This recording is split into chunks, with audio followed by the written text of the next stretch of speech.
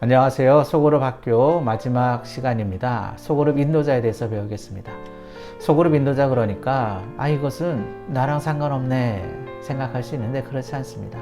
소그룹 인도자는 누구나 할 수 있습니다. 다만 소그룹 인도자가 치러야 할 대가를 지불할 수 있는 사람, 그가 소그룹 인도자를 할 수 있는 거죠. 소그룹 인도자는 자기에게 맡겨진 구성원을 끝까지 책임질 수 있는 사람이에요. 그 과정에서 분명히 갈등도 있고 또 남모를 상처를 받기도 하고 어려움을 만날 수 있어요. 근데 이것을 잘 감당하고 이겨낸다 그러면 본인이 성장할 수도 있고요. 또 공동체도 더불어서 함께 자라갈 수 있습니다. 빌립보서 4장 1절 말씀을 봅니다. 그러므로 나의 사랑하고 사모하는 형제들, 나의 기쁨이요 멸류가 아닌 사랑하는 자들아, 이와 같이 주 안에 서라 말씀합니다. 소그룹 인도자는 주 안에 굳건하게 서 있는 사람이어야 합니다. 이 길로 저 길로 왔다 갔다 한다 그러면 소그룹을 이끌 수 없겠죠. 고린도전서 9장 26절에 이렇게 말씀해요. 나는 다름질하기를 향방 없는 것 같이 아니하고 싸우기를 허공을 치는 것 같이 아니한다 말씀해요. 다름질할 때에 한 방향으로 전력 질주해야 되는 건 아닌가요? 근데 방향을 왔다 갔다 한다 그러면 똑바로 달릴 수 없는 거죠. 소그룹 인도자는 그 나아갈 길을 똑바로 알고 있는 사람이어야 합니다. 첫 번째 소그룹 인도자의 부르심에 대해 배우겠습니다. 소그룹 인도자에 대한 소명의식이 있어야겠죠. 하나님이 나를 부르셨다는 확신입니다. 디모데전서 1장 12절을 보면 나를 충성되이 여겨 내게 직분을 맡기셨다 말씀합니다. 교회 안에 다양한 모든 사역의 부르심들이 사실 다 직분인 거죠. 구역장으로 소그룹 인도자로 섬기는 그 일도 마찬가지예요. 충성되이 여겨서 직분을 맡기는 거예요. 두 번째로 성숙한 신앙생활의 모델이 되어야 합니다. 본이 되어야 해요. 고린도전서 11장 1절에 내가 그리스도를 본받는 자가 된 것 같이 너희는 나를 본받는 자가 되라 이야기합니다. 성경이 없던 그 시대에 사람들이 어떻게 예수님의 삶에 대해서, 말씀에 대해서 추억할 수 있을까? 그것은 사도 바울이 고린도에서 어떻게 살았는지를 보면 되는 거였어요. 사도 바울이 열심히 주를 본받은 삶이었기 때문에 가능한 일이죠. 디모데전서 4장 12절에도 보면 믿는 자에게 본이 되라 말씀하고 있고요. 예수님도 제자들의 발을 씻기시며 이렇게 말씀하셨죠. 너희도 행하게 하려 하여 본을 보였다. 베드로전서 2장 21절에도 보면 예수님께서 고난 받으셔서 너희에게 본을 끼쳤고 너희를 그 길을 따라오게 하셨다 말씀해요. 예수님이 걸어가신 모든 길을 우리가 본받아야 하는 것이죠. 예수님이 모범을 보이셨고요. 바울이 예수님을 본받았고요. 성도들은 또 바울을 본받으면 되는 거였어요. 그게 예수님을 본받는 거였거든요. 가장 효과적인 교수법 중에 하나가 롤 모델링이라고 하지 않습니까? 본받아야 할 대상을 그대로 따라가는 거예요. 세 번째, 다른 인도자를 길러내는 사람입니다. 디모데후서 2장 2절에 보면 내가 많은 증인 앞에서 들은 거를 충성된 사람들에게 부탁하라. 그들이 또 다른 사람들을 가르칠 수 있을 것이라 말씀합니다. 바울이 디모데에게, 디모데는 충성된 사람들에게, 그 충성된 사람들은 또 다른 사람들에게 인도자로 헌신한다 그러면 자기의 사역만, 인도하는 일만 하고 끝낼 게 아니라 새로운 리더십들이 세워질 수 있도록 그렇게 애써야 하는 사람이라는 거예요. 두 번째, 소그룹 인도자의 역할입니다. 첫 번째, 선한 목자입니다. 예수님께서 자신을 향하여 선한 목자라 말씀하셨어요. 양들을 위하여 목숨을 버린다 말씀합니다. 인도자는 구성원을 위해 자기 희생을 감수할 수 있어야 돼요. 목자의 심정으로 돌아보고 섬길 수 있는 그런 사람이어야 합니다. 선한 청지기 같이 서로 봉사하라 말씀합니다. 청지기란 집을 관리하는 사람이죠. 물건을 분배해서 나눠주는 사람이라는 뜻도 있고요. 주인으로부터 위탁받아서 모든 것을 다 도맡아서 관리하는 사람이 청지기이죠. 인도자는요, 청지기는요, 창고 열쇠를, 곳간 열쇠를 맡기는 사람이니 신임을 얻은 거고요. 그리고 하나님부터 맡은 일이니 은사가 있다는 것이고요. 그리고 주인의 뜻대로 사용하여서 주님의 목적을 이루어야 하는 사람이라는 거예요. 세 번째, 선한 파수꾼입니다. 에스겔 3장 17절에 보면 에스겔을 향하여서 이스라엘 족속의 파수꾼으로 세웠다 말씀합니다. 파수꾼이 누구입니까? 적의 침입이 없는지, 어떤 동태를 살피면서 안전한지 평안한지 관찰하는 사람이 파수꾼 아니겠어요? 구역원이 예배에 잘 출석하는지, 아픈 일은 없는지, 영적으로 낙심되진 않았는지, 이단에 미혹된 일은 없는지, 또 가정에 문제는 없는지, 사업에 문제는 없는지, 이런저런 이야기들에 대해서 관심을 가져야 하는 것이죠. 네 번째, 목회의 동력자입니다. 고린도전서 3장 9절에 우리는 하나님의 동력자라 이야기합니다. 동력자는 함께 일을 하는 사람인 거죠. 구역장은요, 소그룹 리더는요, 목회자가 돌볼 수 없는 영역들 있지 않습니까?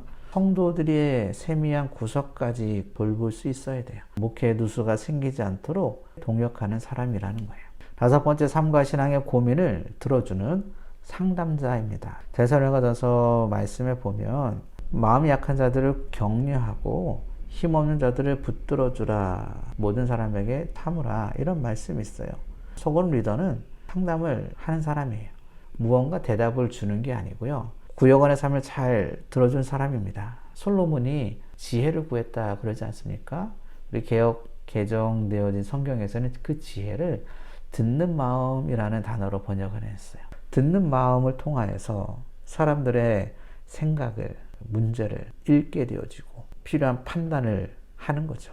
구역원의 삶을 공감하며 잘 들어줄 때에 위로와 치유가 일어나요. 답을 주어서가 아니고요, 잘 들어줄 때입니다. 세 번째, 소그룹 인도자의 자기 개발입니다. 소그룹 인도자로 세워졌으면 이제 나는 열심히만 하면 되겠네, 그게 아니에요. 소그룹 인도자로서 끊임없는 자기 개발, 자기가 성숙해지는 시간을 가져야 합니다. 이 노력에는 끝이 없는 거예요. 그래서 사도 바울은 이렇게 말합니다. 고린도후서 4장 16절에 겉사람은 낡아지나 속사람은 날로 새로워진다. 육신의 나이는 들어가도 영적인 훈련, 자기 개발을 계속한다 그러면 속사람은 날마다 새로워지는 거예요. 디모데전서 4장 15절 이렇게 말씀해요. 모든 일에 전심전력하여 너의 성숙함을 사람들에게 나타나게 하라. 한 번의 위선적인 행동으로 사람들의 눈을 속일 수 있는 게 아니에요. 삶의 변화가 일어나야 되는 거죠. 성숙이라는 변화. 어떻게 가능한 거예요? 자기 개발을 통해서, 자기 훈련을 통해서 일이 가능한 거죠. 그래서 그 영역을 보면은요, 첫 번째는 영성입니다. 영성. 소그룹 인도자로서 주님과 먼저 깊이 교제하지 못한다 그러면 다른 사람들을 이끌 수 있겠어요? 하나님께로? 불가능한 일이죠. 그래서 자신의 영적 현 주소를 먼저 점검해 보아야 합니다. 5가지 문항을 준비해 놓았는데요. 한번 자기 스스로 점수를 표시를 해보세요. 개인적인 하나님과의 교제나 경건 생활에 만족한다. 0점부터 5점까지가 있는데 본인이 스스로 점검을 해보세요. 예배 생활에 만족한다. 최근 깊이 있는 기도 시간을 가졌다. 영성 관리에 불필요한 삶을 정리하고 단순한 삶을 지향한다. 경건에 도움이 되는 책을 읽는다. 점수를 한번 합산을 해보세요. 5문제이니까 만점이 25점일 텐데 점수가 높을수록 경건 생활에 열심을 내고 있다 볼 수 있겠죠. 두 번째는 시간입니다. 우리는 바쁜 일상을 살아가요. 그런데 중요하지 않은 일에도 우리가 끌려다닐 때도 있어요. 우선순위가 세워져 있지 않는다 그러면 그럴 수 있죠. 그래서 자신의 스케줄, 일정을 지혜롭게 잘 조정한다 그러면 시간을 우리가 만들어낼 수 있는 거죠. 우리가 시간을 어떻게 쓰고 있는지 한번 점검해 보는 거예요. 나는 어떤 일에 많은 시간을 보내고 있는가? 시간 관리를 위한 일정표들을 사용하는가? 하나님의 뜻에 비추어서 내가 포기할 일들이, 조정해야 될 일들이 있는가? 현재 구역의 사역 위해서 쓰는 시간은 어느 정도이고 앞으로 어떻게 조정을 해야 하는가? 구역을 향한 시간을 떼어놓지 못한다 그러면 소그룹 리더를 할 수 없는 거죠. 세 번째, 재정입니다. 성경은 돈을 사랑하는 것이 악이라 그랬지 돈 자체를 악이라 부르지 않았어요. 돈을 정직하게 벌고 지혜롭게 사용할 줄 안다 그러면 이것은 덕이 되는 거죠. 재정을 어떻게 사용하고 있는지 한번 점검해 봐야 합니다. 하나님의 것을 인정하는 11조를 드리는가? 필요한 재정을 위해서 땀 흘려서 열심히 일을 하고 기도로 필요를 구하고 있는가? 소비하는 일에 있어서 구역을 섬기는데 쓰는 비용이 있는가? 재정을 사용할 때에 낭비로 생각되는 지출이 있다 그러면 그것을 수정할 계획을 한번 세워볼 수 있겠죠. 네 번째, 소그룹입니다. 소그룹은 다양한 지체들이 이루어진 그리스도의 몸 아니겠어요? 작은 교회이죠. 교회는 결코 혼자 노력으로 세울 수 있는 게 아니에요. 여러 지체들이 연결되어지고 결합할 때에 건강한 공동체를 세워갈 수 있습니다. 우리의 소그룹은 어떠한가 한번 점검을 해보세요. 소그룹 개개인의 특성과 차이를 이해하고 수용하고자 하는 노력이 있는가? 쟤는 저런 성향이야 인정하고 포용하는 거랑 쟤는 그런 사람이야 안 돼 배제는 전혀 다른 느낌인 거죠. 다른 소그룹 인도자 중 나의 동력자로 부를 수 있는 사람이 있는가 보는 거예요. 자신을 도우며 좋은 일을 함께 실천하고 있는가, 건강한 소그룹에서 더 힘쓸 부분이 있다 그러면 한번 체크해 볼 수 있겠죠. 네 번째, 소그룹 돌봄입니다. 소그룹을 돌보는 행위를 우리가 보통 신방이라 그러죠. 신방은 사전적인 뜻을 보면 방문하여 찾아본다 의미가 있습니다. 예수님께서 신방하셨어요. 마태복음 9장 35절을 보면 모든 도시와 마을에 두루 다니셨다 말씀하세요. 예수님께서 말씀을 가르칠 때 사람들이 찾아오는 일들이 있었죠. 근데 그것만이 아니었어요. 예수님께서 사람들을 찾아가셨다는 거죠. 두루 다니셔서 가르치기도 하고 복음도 전하시고 고치시기도 하셨어요. 누가복음 10장에도 보면 예수님께서 마리아와 마르다의 집에 방문한 일이 있습니다. 한 가정에 들어가서 신방한 거죠. 초대교회도 신방하는 일을 했어요. 예루살렘에 있는 사도들이요, 사마리아도 하나님의 말씀을 받았다.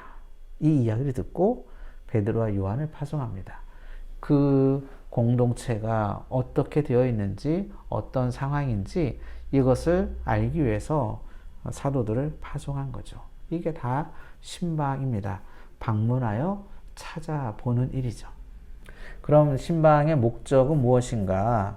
서로 돌아보아 사랑과 선행을 격려하는 거예요. 얼굴을 맞대어서 너 왜 그랬어? 그러는 게 아니고요. 따뜻하게 보듬어주고 축하해주고 격려해주는 거예요. 신방의 목적은 격려예요. 정죄가 아닙니다. 두 번째로 구성원의 치유와 회복이에요. 사도행전 11장에 보면 안디옥 교회가 이제 세워지거든요. 안디옥 교회 구성 자체가 예루살렘에서 박해받았던 사람들이 여기저기 흩어졌다가 세워진 교회 중에 하나예요. 예루살렘 교회에서 이곳에 교회가 세워졌다는 이야기를 듣고 사람들을 보냈거든요. 바나바를. 가서 보니까 안디옥 교회 성도들이 그래도 잘 정착하여서 신앙생활을 하고 있어요. 교회가 그곳에 새롭게 세워지기까지 아픔들이 있었지만 바나바가 그들을 보면서 기쁨도 있었고 또 굳건한 마음으로 주와 함께 머물러 있으라 권하는 이야기를 통하여서 그 공동체를 치유와 회복의 자리로 이끄는 그런 이야기들이 있었죠. 세 번째, 구역원의 신앙 성장이 신방의 목적이기도 합니다. 예수님이 잡히시던 밤에 베드로가 3번이나 예수님 부인하지 않습니까? 부인하고 저주할 때에 예수님과 베드로가 눈이 마주쳤다는 복음서의 기록이 있어요. 베드로의 마음이 정말 고통스럽겠죠. 예수님께서 부활하신 다음에 베드로를 찾아가세요. 가셔서 내가 나를 사랑하느냐 물으시고 예 그렇습니다. 대답할 때에 베드로에게 사역을 맡기셨죠. 네 번째, 환난 중에는 성도를 돌아보는 것. 이것이 신방의 목적입니다. 마태복음 25장에 보면 마지막 심판 때에 이렇게 말씀하시죠. 너희가 헐벗을 때 옷을 입혔고 병들었을 때 돌보았고 옥에 갇혔을 때 와서 보았다. 사람들이 물어요. 우리가 언제 그랬습니까? 연약한 자들을 향하여서 돌아볼 때에 예수님께서 그들에게 한 것이 내게 한 것이다. 이런 말씀을 하셨죠. 세 번째, 신방 때 할 일이 있는데요. 신방은 소그룹 리더가 혼자 할 수도 있겠지만 또 교역자와 갈 때가 있잖아요. 그럴 때는 교역자와 일정을 미리 협의해야 하는 게 좋습니다. 날짜를 잡아놨는데 교역자가 다른 일정으로 안 되면 이제 좀 곤란해지잖아요. 또 가정별로 기도 제목이 있다 그러면 미리 알려주시면 좋고요. 또 가정의 영적 상태, 또 상황, 신방 전에 미리 얘기를 해주시면 더 신방하는 일에 유익할 수 있겠죠. 또 신방에 임하는 가정이 기도와 감사함으로 임할 수 있도록 동기부여 해주는 일이 필요합니다. 신방 필요 없어 생각할 수도 있잖아요. 신방 받아서 말씀으로 기도로 힘을 얻을 수 있도록 권면해 줘야 합니다. 신방할 때 주의사항이 있습니다. 신방 가서 가정에 덕이 되는 말을 해주는 거예요. 축복이 되는 말을 해주는 거예요. 신방의 내용에 대해서는 중요한 거예요. 비밀입니다. 그 사람이 다른 사람에게 이야기하기 전까지는 신방 때 이루어진 이야기는 일체 함구하는 게 좋습니다. 그때만 얘기를 했는데 이미 다른 사람들이 내용을 다 알고 있다 그러면 신방에 대해서 신뢰가 없는 거죠. 이것은 기도 부탁하는 일도 마찬가지입니다. 신방에 맞는 옷차림을 해야겠습니다. 단정한 복장이면 되겠죠. 신방 후에 다가는 간단하면 좋겠고 또 중식을 혹시 한다 그러면 적절한 선에서 부담되지 않게 하면 됩니다. 그리고 신방 시간 잘 지켜야겠죠. 다섯 번째, 신방 후 관리입니다. 신방 후에는 기도 제목을 메모해뒀다가 응답되어질 때까지 같이 기도해 주는 게 좋겠죠. 신방 중 파악된 영적 상황을 기억하여서 도움을 줄 수도 있겠고요. 또 중환자 같은 경우에는 적절한 시기를 놓치지 않아야 됩니다. 신방 일정을 우선하여 잡을 수 있어야 돼요.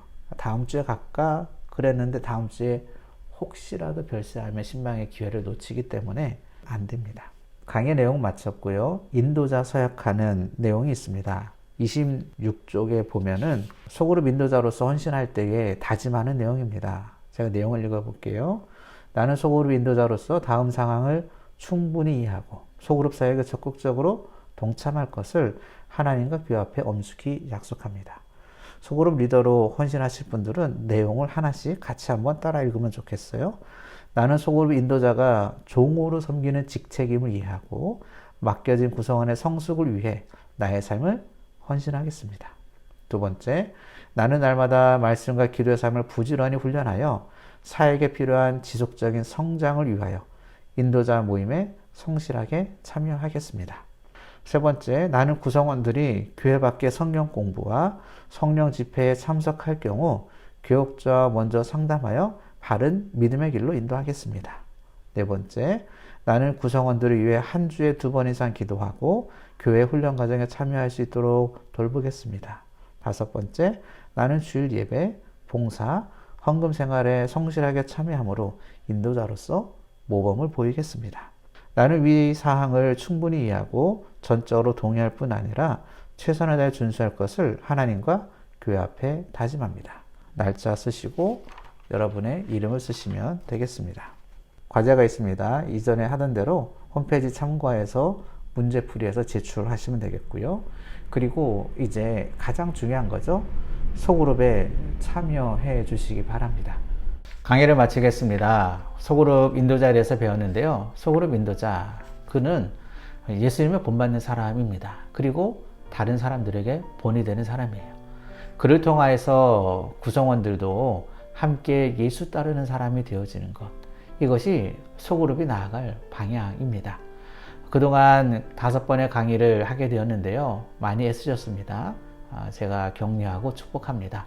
하나님께서 이 강의를 들은 우리 성도분들에게 소그룹을 통한 새로운 이야기를 더 아름답게 또 풍성하게 써가게 해 주시기를 주님의 이름으로 축복합니다. 감사합니다.